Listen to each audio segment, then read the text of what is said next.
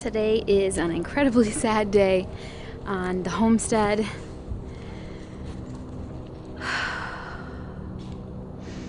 Today is the day we say goodbye to the garden.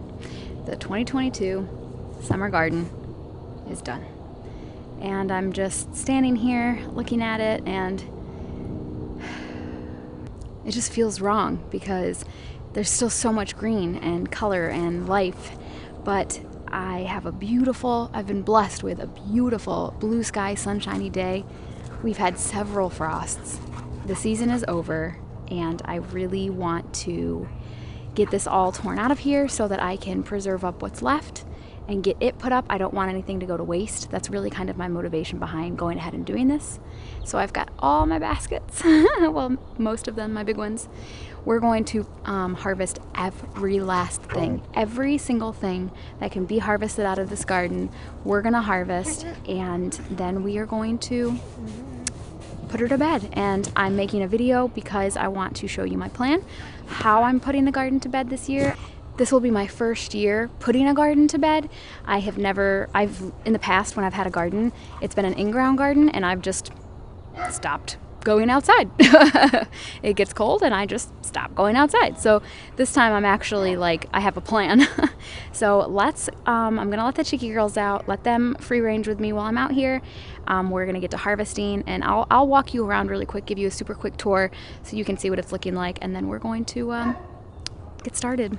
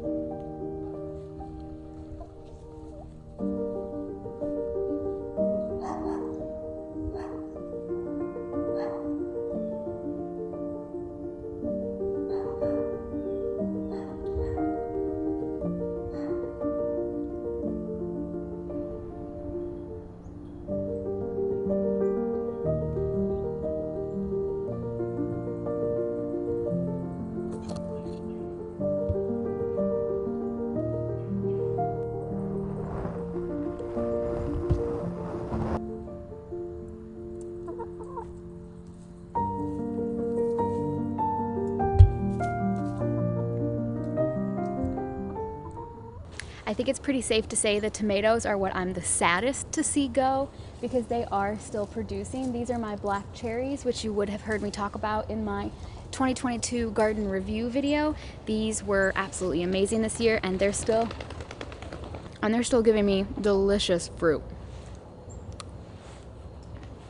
And as you can see here, there are so many green ones. These are delicious, but you know, I've had my fill. I've eaten so many of them this year, and I come out here and occasionally snack on them, and I will miss them for that reason, but I am going to grow them again next year. This is not goodbye, this is see you later, and it really is time for me to get this under control because it's been stressing me out. It's in the back of my head. I cannot stop thinking about the fact that the garden needs to be put to bed. It's a big task. It's going to take me a few hours today, and I think it's really it's time to do it. I'd say the other thing I'm really sad to see go is this trellis, because sometimes when I'm feeling stressed out, I come in here and just stand because it's got almost a sound dampening quality to it. Like, it's quieter in here than it is out in the yard, and it just makes me feel, especially at night when I come out to put the chickens away, I come and stand in here in the dark and I feel like I'm in a different world, and it's just, it's so fun. And so I'm gonna be really sad to walk outside and just see a bare trellis with nothing on it. But again, what I keep reminding myself is that, you know, it's for the best for the garden to get a rest, and I'll have it again next year, and I'll be able to enjoy it next year with maybe new flowers or some of the same, and it'll be just as incredible next year as it was this year. and it's done a great job, and it's time for it to rest.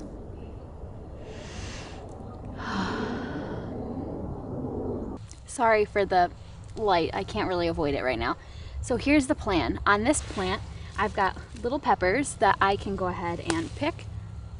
And they're not fully mature, but that's okay. So I'm going to pick all the peppers off of here, and then I've got my garden snips.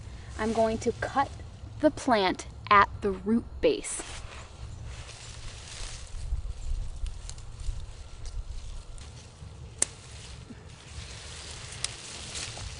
So I've cut the plant off at the root base.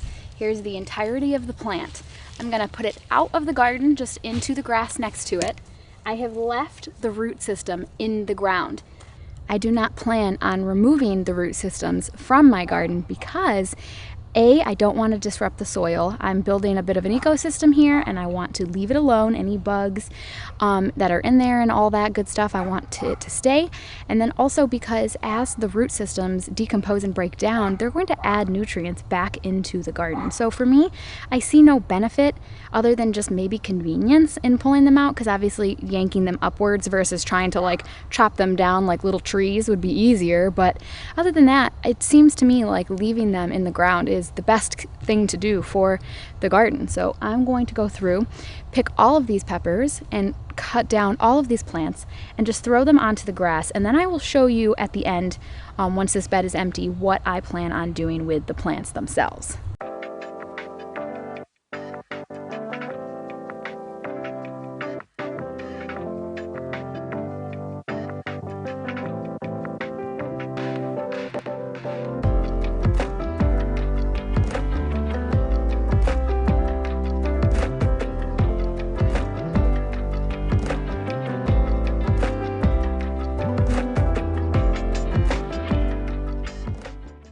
I have all of my peppers out of the bed now. The only things remaining are a couple weeds, and this plant and that plant are echinacea plants that I started from seed.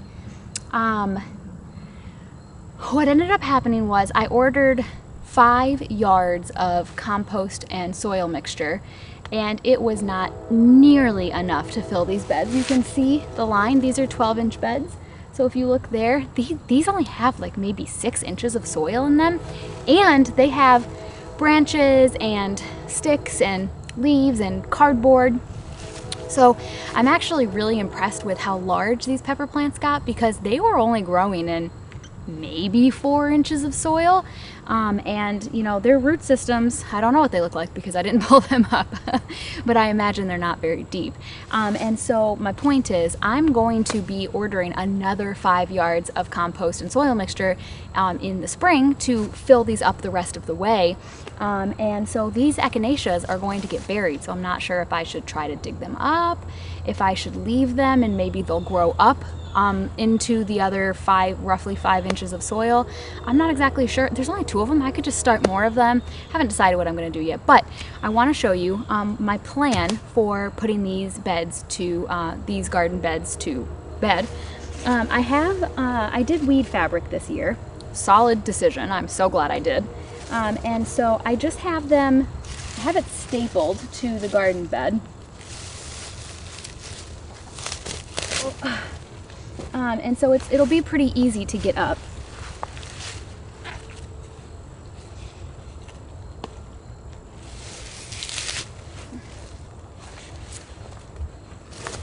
Yeah, look, there's a literal tree branch right here. Pepper plant, pepper plant, pepper plant, large tree branch. Oh man.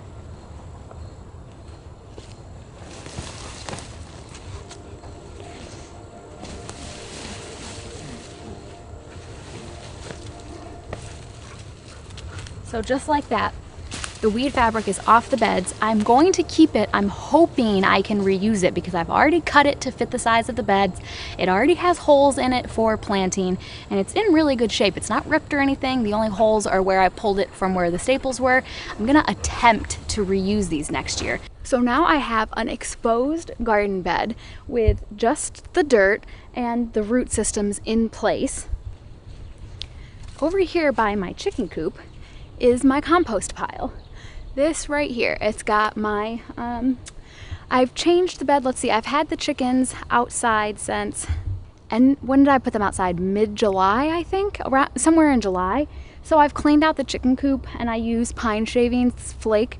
I think I've changed it 5 or 6 times. So this is all old bedding as well as kitchen scraps and tomato prunings and things like that.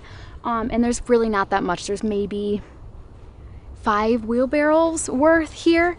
But I'm going to put 1 wheelbarrow's worth on the pepper bed, 1 on each tomato bed, zucchini and cucumber bed, and then I'll see what's left after that. But I want those beds for sure to get some, because this has months to continue breaking down. Like, I'm not going to plant again until April, so at least 6 months. It has at least 6 months to continue breaking down in the garden, and this is going to add excellent nutrients back. And those beds were used heavily for vegetables. Tomatoes are really heavy feeders. I imagine the peppers are pretty decent feeders. And so I definitely want this nutrients to be put into the garden bed. So I'm going to fill a wheelbarrow and dump it into the pepper bed, and then we'll move on to the next step after that.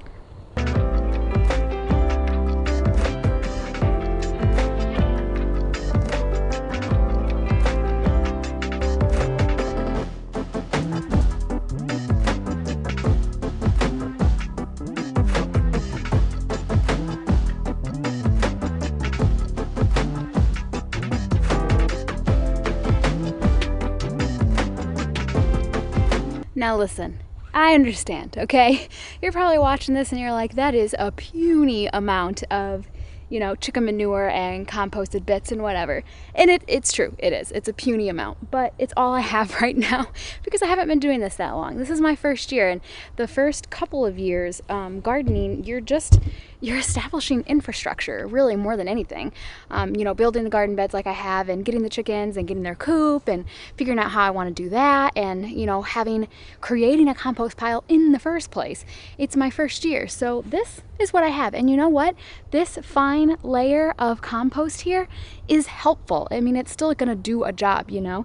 So the next step is to take all of these pepper plants that we cut out and just throw them on top.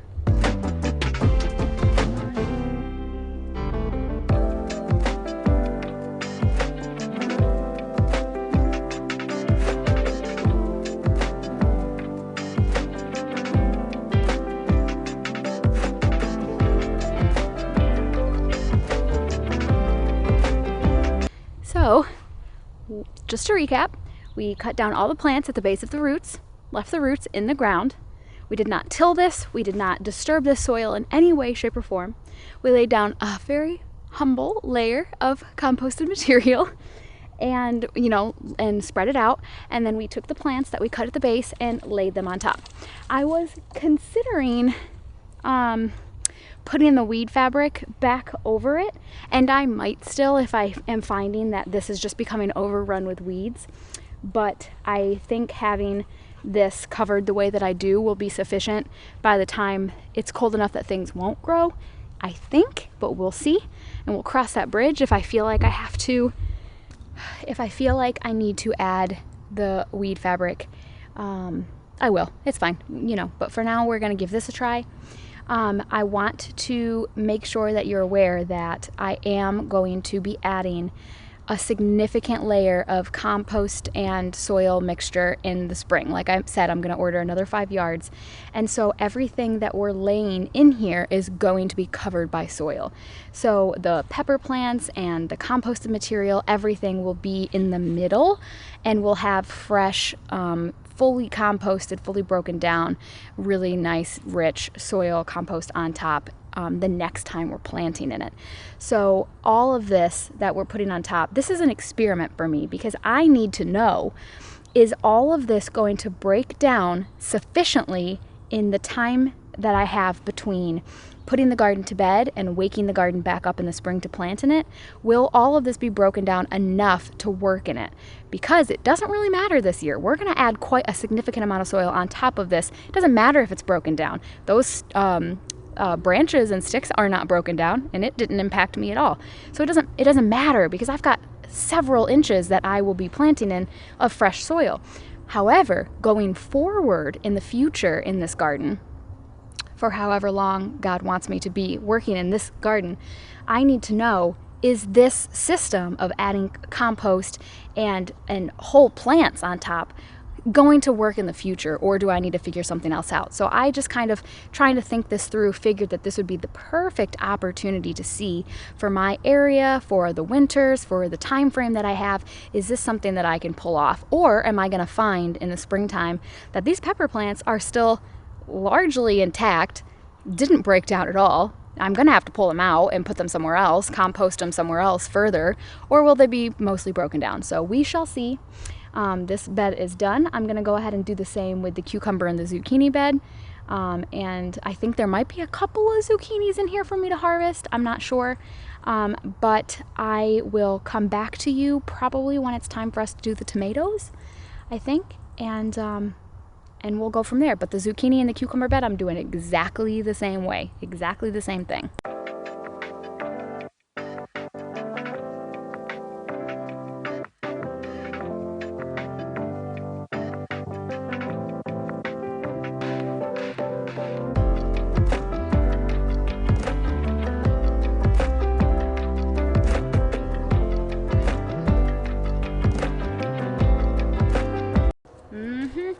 I had some kind of critter.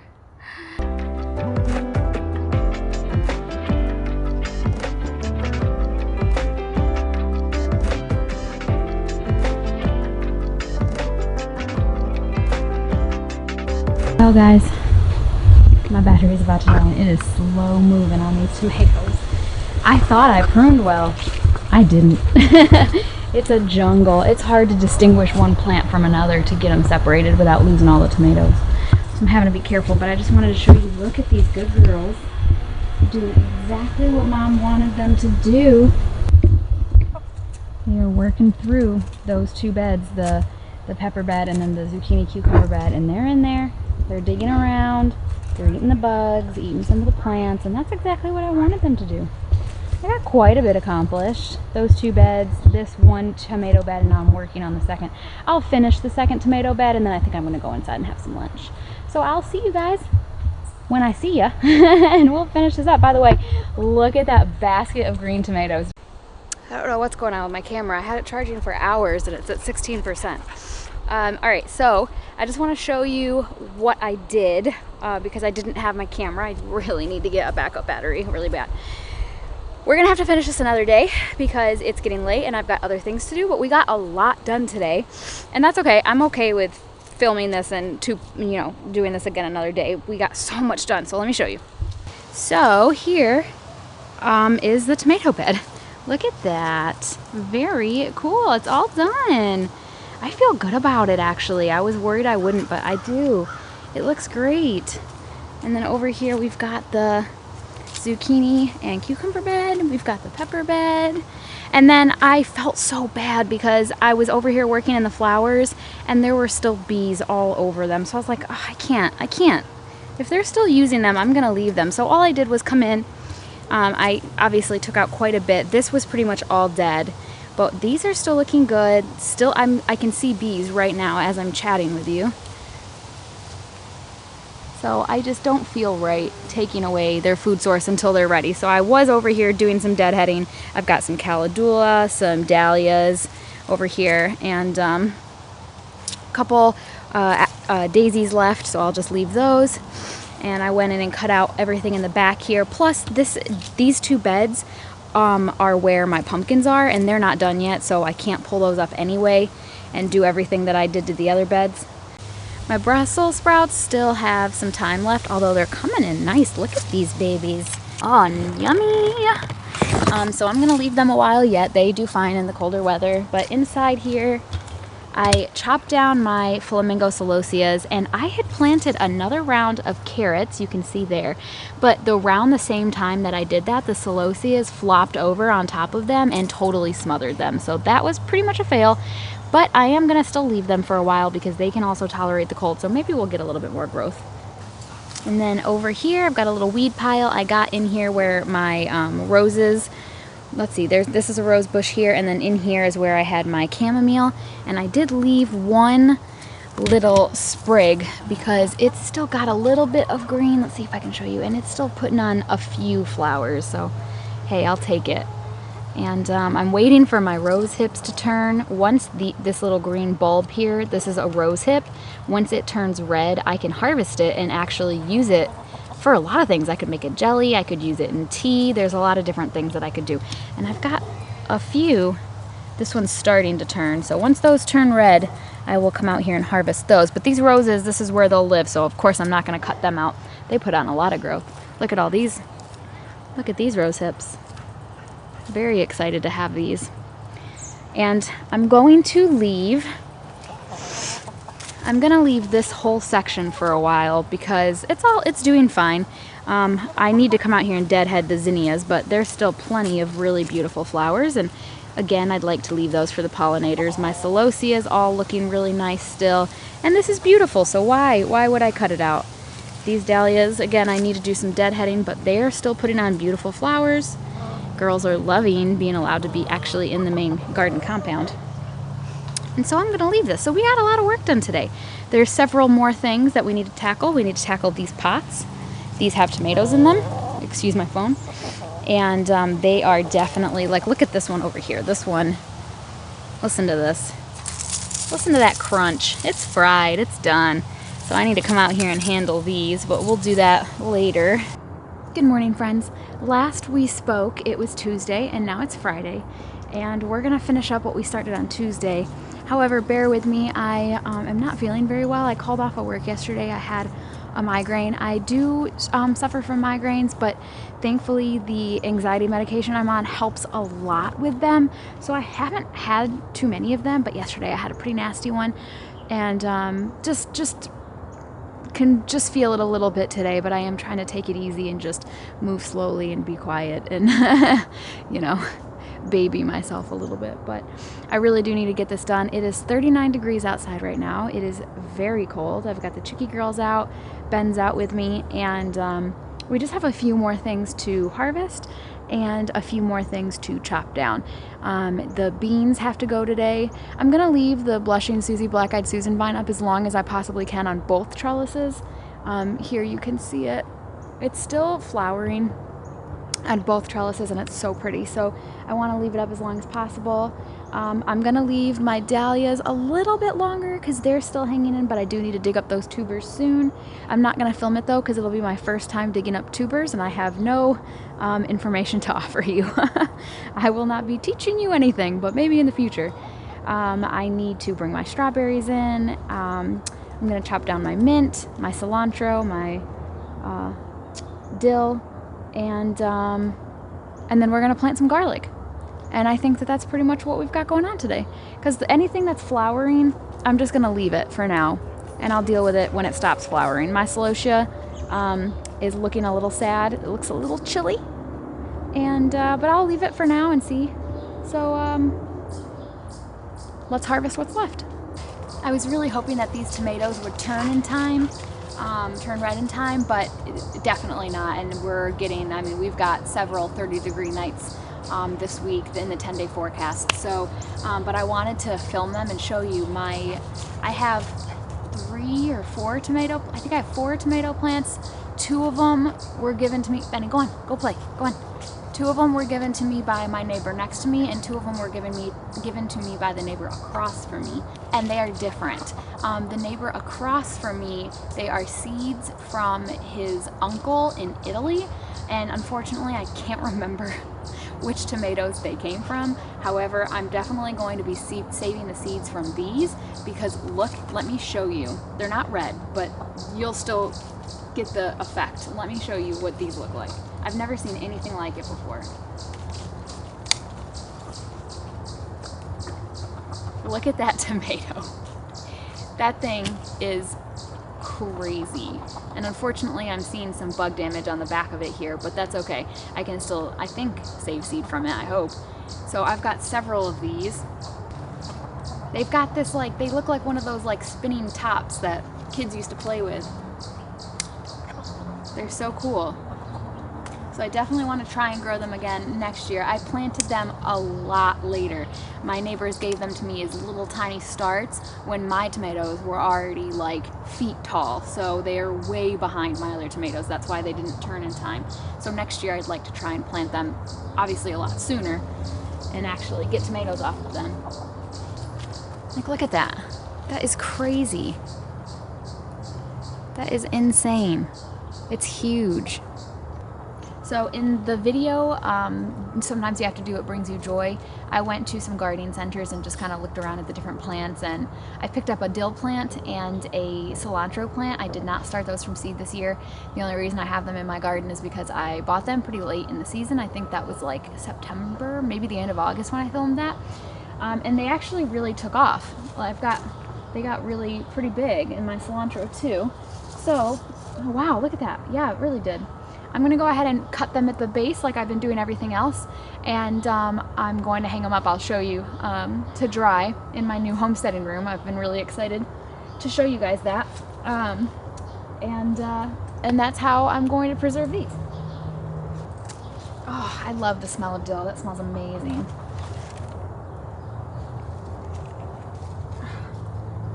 Awesome, very cool.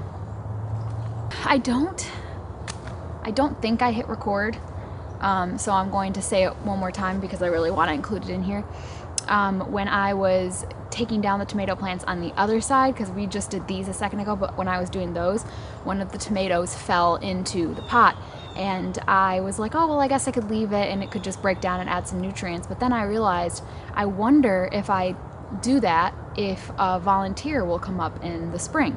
And instead of me trying to save seed from all of these, because I don't remember which ones came from which neighbor, I think I'm just going to leave a tomato of each in each pot over winter and see in the springtime if I get any volunteers, because I was planning on leaving these pots out here.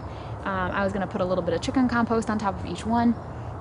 It will keep the soil from becoming anaerobic because we get snow, and it'll keep this soil pretty moist. So that's what I did, and I thought I filmed it, but I'm not sure that I did. So I just took a tomato and I cut them in half, and so each pot has half a tomato in it, and we're gonna see if we get any volunteers, because this is my first year with this garden. So I don't have any volunteer anything on this property, and I'm excited to see what happens with volunteers next year. My mint has still been doing really well, actually, and I come out here every single day and harvest from it, but like I said, it's 39 degrees and I'm going to want to come out here less and less the colder it gets. So I think it's time for me to bite the bullet and go ahead and chop these down and take them inside to dry. So yeah, same as everything else, I'm going to chop these down at the base and bring them into dry. Mint I'm not worried about because I'm sure it'll come back in these pots next year. Mint is very easy to keep alive, hard to kill, so I have faith that it'll come back. But it's amusing to me because this was the extent, this and my chamomile was the extent of me like trying to grow tea related things this year. So I think in the next couple of years I'm gonna look back on this and just be very amused by it, because I have huge plans for my tea garden next year, and this humble little pot of mint was enough for me this year. I had some wonderful cups of tea. Many sighs of content were brought to me this year because of this mint and the chamomile, as well as my raspberry leaves. So I'm excited to create even more of those moments for myself next year. So let's go ahead and harvest this mint. I've been telling you guys all season that this is spearmint, but this tag says sweet mint. So I guess I've been lying to you this whole time. I didn't even realize that.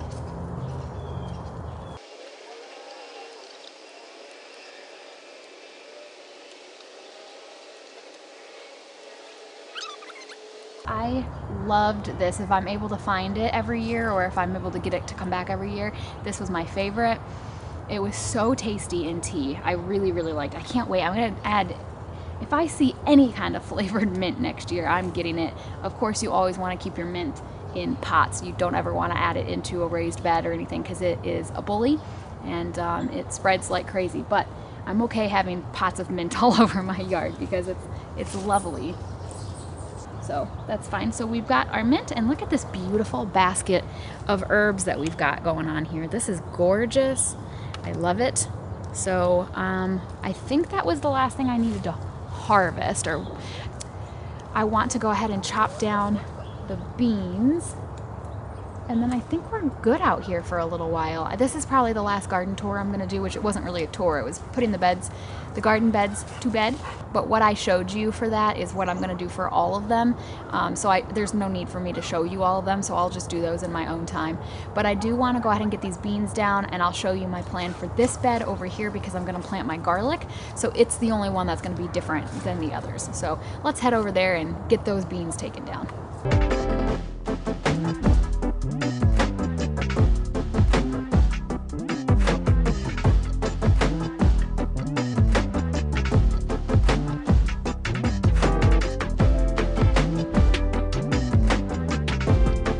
I have to take a break. My hands are very cold, and there's no reason for me to make myself uncomfortable because I'm home all day and I can do this whenever. So I'm gonna go warm up with a cup of tea and we can address these herbs.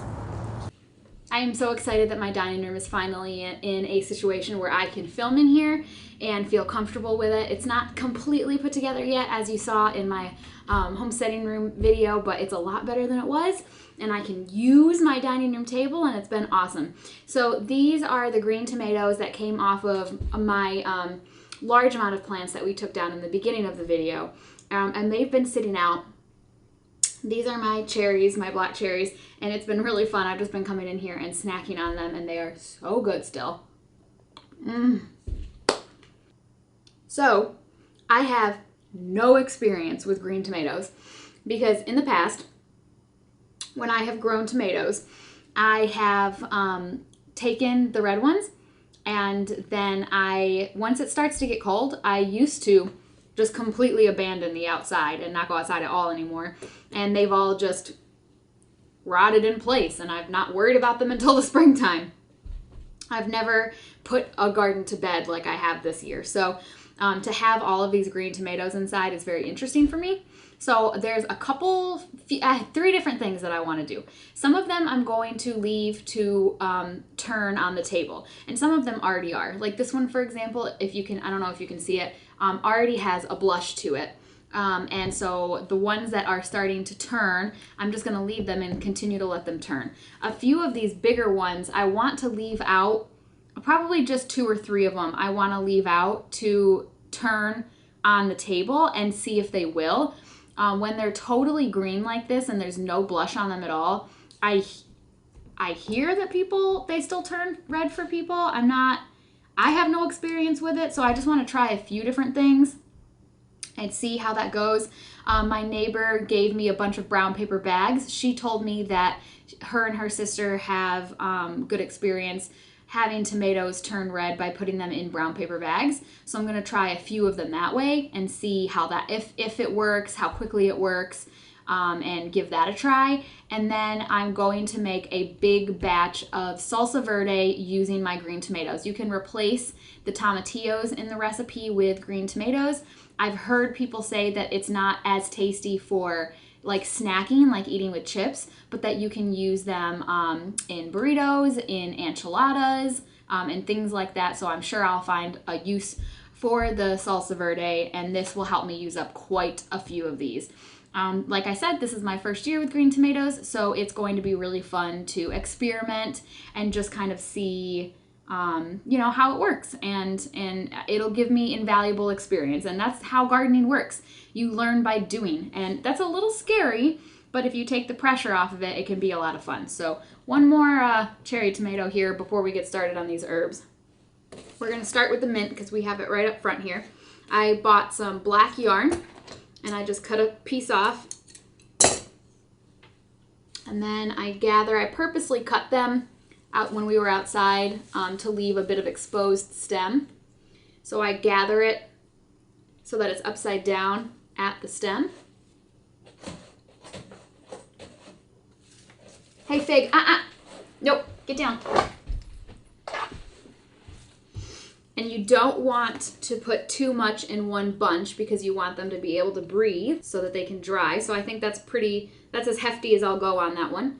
And then I take my string and I tie it around the base pretty tightly so that it'll stay. But with them poking all different directions at the top there, I haven't had any slide out yet. just like this. So I'm gonna go through here and do that to all of these, all the mint, the cilantro, the dill, get them all ready, and then I will show you where we're gonna put them. So yeah, before I get up from this table, because once I get up with these herbs, I think we're done over here. I just wanted to say that I also had several bell peppers, and I'm just gonna chop these up, dice them, and store them in the freezer. I've actually, because I picked them on Tuesday, it's Friday, I've been eating these little babies fresh in my eggs in the morning, and they've been really tasty. And the same thing with all these green tomatoes I'm going to do with these cherries. I'm just going to let them sit here and ripen, and they have been ripening. Actually, several of them have, just in the few days they've been sitting here. And if there's any left when I make my salsa verde, I might just throw them in there. But they've been a joy to have on my table. A couple of zucchinis, I'll just shred those up and freeze them. Yeah, so my bundles of herbs are all ready to go. So let's take these into my homesteading room and I'll show you how I hang them to dry.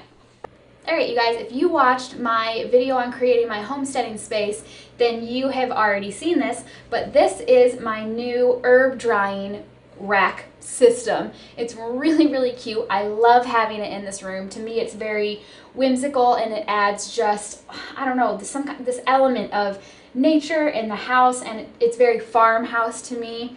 And I love it. I've been really enjoying it. So what you see here hanging are the basil and oregano that we picked on Tuesday. I was trying to save it for today, but it started to look really sad sitting in that basket. So yesterday, actually, I went ahead and hung it all up. I like doing the yarn because I can hang them at varying levels and still have some really nice airflow through them, and they're not super crowded.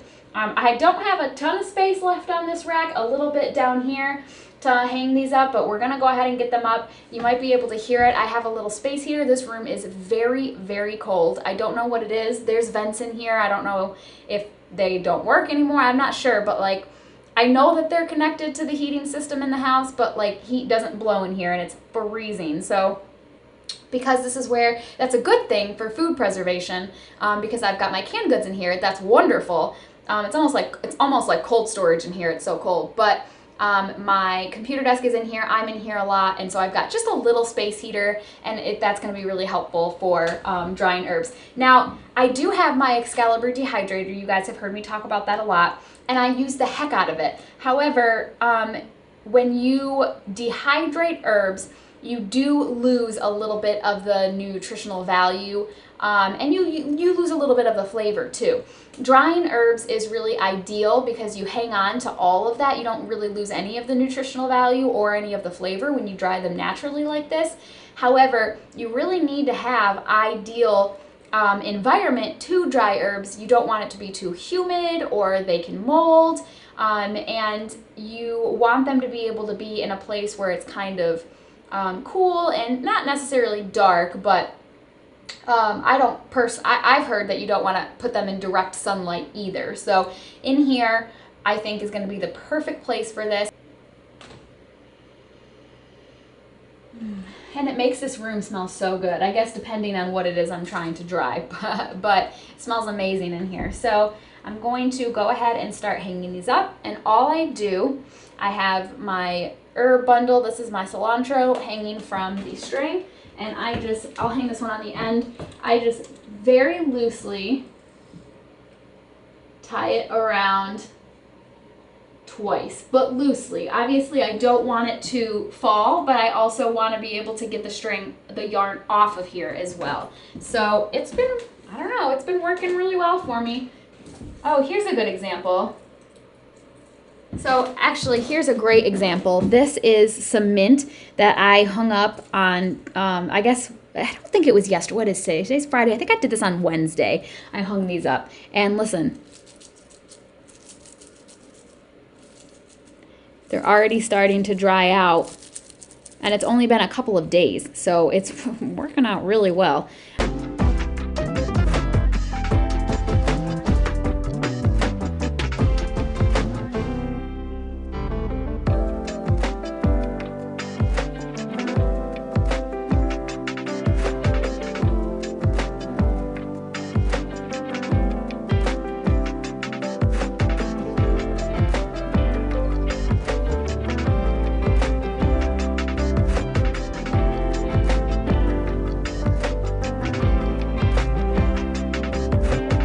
All right, now it's time to get the garlic ready for planting.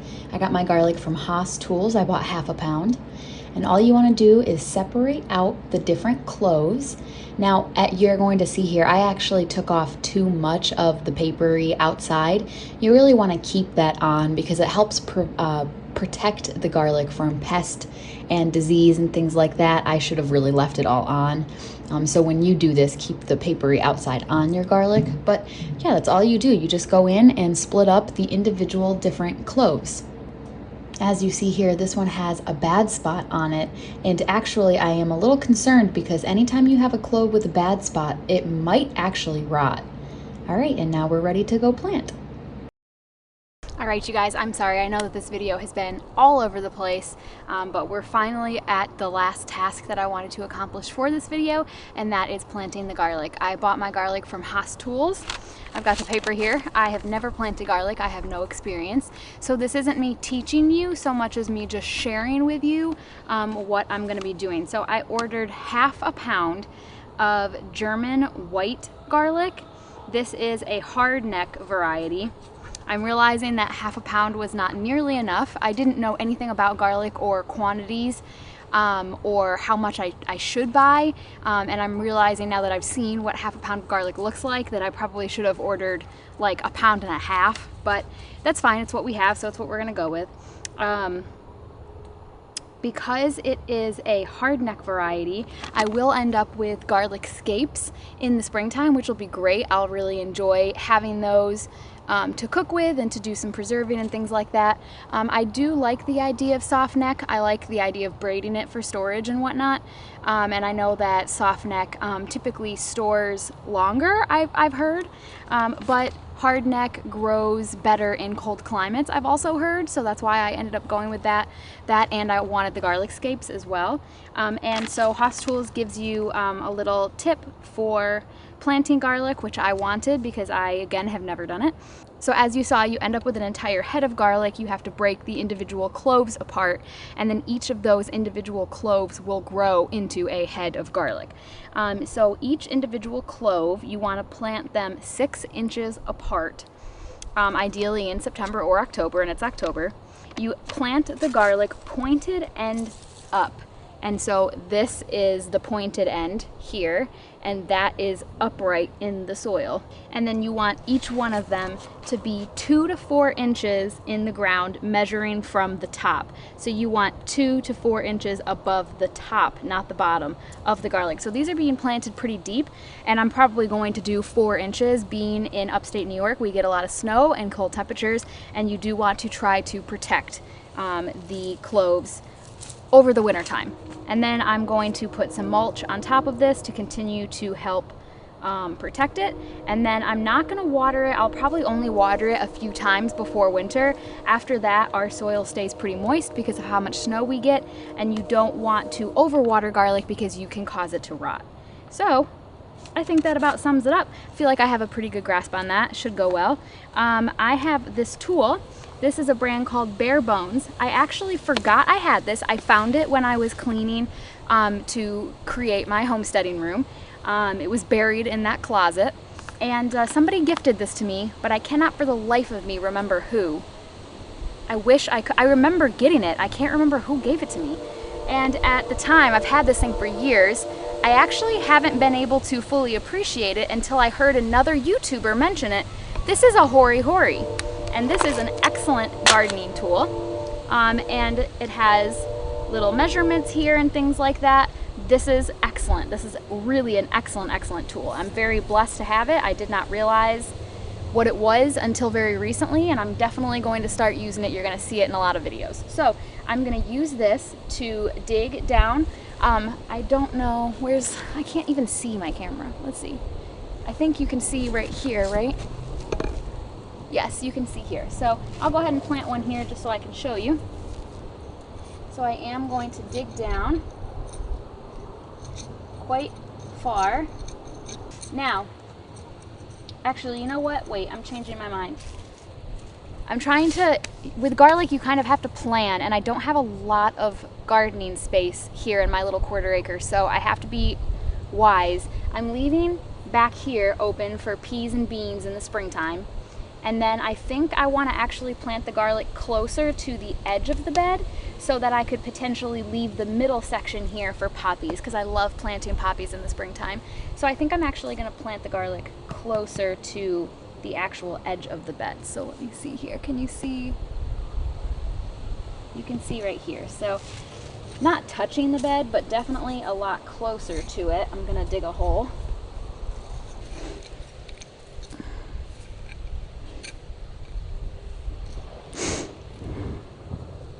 So my hole is 1, 2, 3, 4, 5 inches deep, which is perfect because a clove of garlic is about 1 inch, which means I'll have 4 inches from the top of it. That works out great. So again, you want to do pointy end up. So I'm going to drop this down in there and just cover it up.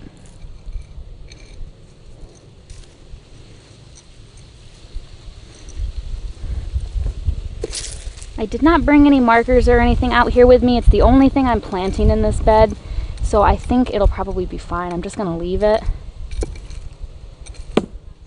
All right, and then about 6 inches from there, I'm gonna go ahead and plant another one.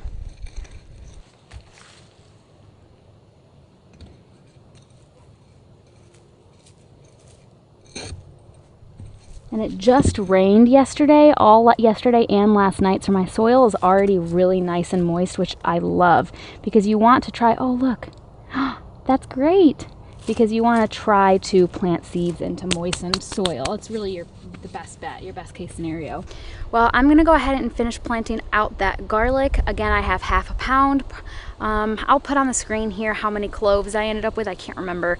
I need to count them real quick. But yeah, that's pretty much it. So I hope you enjoyed hanging out with me while I put my garden beds to rest, and me showing you my new herb drying rack and all of those green tomatoes. So follow me on Instagram if you don't already, because I'll probably post up about what I do with all of those green tomatoes. I don't think I'm gonna film it because I'm just kind of playing around with it. So I'll post up about it on my Instagram. But guys, if you're not already subscribed, please consider subscribing.